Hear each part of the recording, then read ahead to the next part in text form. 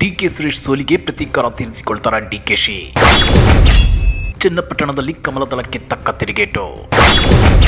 ನಿಖಿಲ್ ನಿಂತರೆ ಹ್ಯಾಟ್ರಿಕ್ ಸೋಲು ಗ್ಯಾರಂಟಿನ.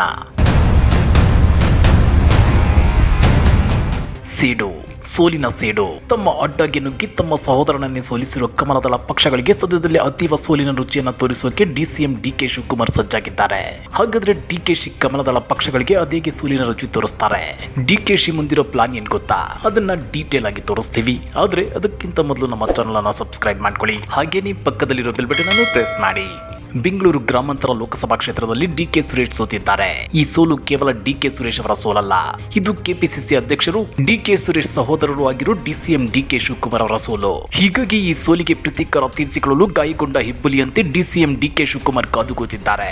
ತಮ್ಮ ಸಹೋದರ ಡಿಕೆ ಸುರೇಶ್ ಸೋಲಿನ ಬಗ್ಗೆ ಖುದ್ದು ಡಿಸಿಎಂ ಡಿಕೆ ಶಿವಕುಮಾರ್ ರಿಯಾಕ್ಟ್ ಮಾಡಿದ್ದಾರೆ.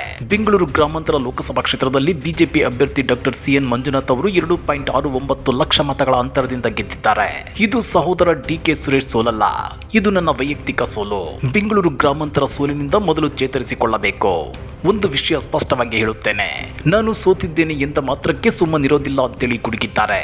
ಅಷ್ಟೇ ಅಲ್ಲ, ಬೆಂಗಳೂರು ಗ್ರಾಮಾಂತರದಲ್ಲಿ ಕಾಂಗ್ರೆಸ್ ವಿರೋಧಿ ಮತಗಳು ಒಂದಾಗ್ತವೆ ಅಂತ ಗೊತ್ತಿತ್ತು.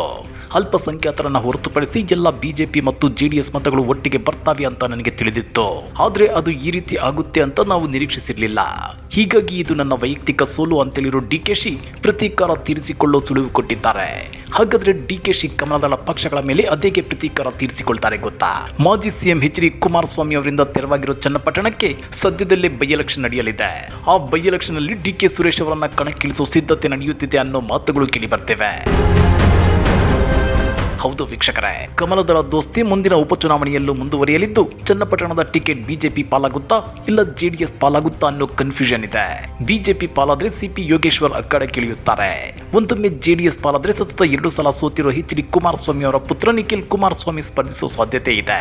ಸದ್ಯ ಇರೋ ಮಾಹಿತಿ ಪ್ರಕಾರ ಎಚ್.ಡಿ. ಕುಮಾರಸ್ವಾಮಿ ಇಲ್ಲಿಂದ ಶತಾಯಗತಾಯ ತಮ್ಮ ಪುತ್ರ ನಿಖಿಲ್ ಅವರನ್ನ ಕಣಕ್ಕಿಳಿಸೋಕೆ ಪ್ಲಾನ್ ಮಾಡಿದ್ದಾರೆ. ಅಷ್ಟೇ ಅಲ್ಲ, ದಿಲ್ಲಿ ಬಿಜೆಪಿ ವರಿಷ್ಠರನ್ನು ಒಪ್ಪಿಸುವುದಕ್ಕೆ ಸಿದ್ಧತೆ ಕೂಡ ನಡೆದಿದೆ ಎನ್ನಲಾಗ್ತಿದೆ. ಆದ್ರೆ ಚನ್ನಪಟ್ಟಣದಿಂದ ಒಂದೊಮ್ಮೆ ಸಿಪಿ ಯೋಗೇಶ್ವರ್ ಸ್ಪರ್ಧಿಸಿದ್ರು ಎಚ್.ಡಿ.ಕೆ ಸಿಪಿ ಯೋಗೇಶ್ವರ್ ಗೆಲುವಿಗಾಗಿ ಶ್ರಮಿಸಲೇಬೇಕು. ಇಲ್ಲ ನಿಖಿಲ್ ಸ್ಪರ್ಧಿಸಿದ್ರೆ ಎಚ್.ಡಿ. ಕುಮಾರಸ್ವಾಮಿ ಅದನ್ನ ನಿಜಕ್ಕೂ ಪ್ರತಿಷ್ಠೆಯಾಗಿ ತಗೊಂತಾರೆ. ಹೀಗಾಗಿ ಡಿಕೆಶಿ ತಮ್ಮ ಸಹೋದರನ ಸೋಲಿಗೆ ಪ್ರತೀಕಾರ ತೀರಿಸಿಕೊಳ್ಳಬೇಕು ಅಂದ್ರೆ ಎಚ್.ಡಿ. ಕುಮಾರಸ್ವಾಮಿ ಅವರ ಕ್ಷೇತ್ರವಾಗಿರೋ ಒಕ್ಕಲಿಗರ ಭದ್ರಕೋಟೆ ಚನ್ನಪಟ್ಟಣದಲ್ಲಿ ತಮ್ಮ ಸಹೋದರ ಡಿಕೆ ಸುರೇಶ್ ಅವರನ್ನ ಕಣಕ್ಕಿಳಿಸಿ ಗೆಲ್ಲಿಸಿಕೊಳ್ಳೋ ಪ್ಲಾನ್ ಮಾಡಿದ್ದಾರೆ ಎನ್ನಲಾಗ್ತಿದೆ.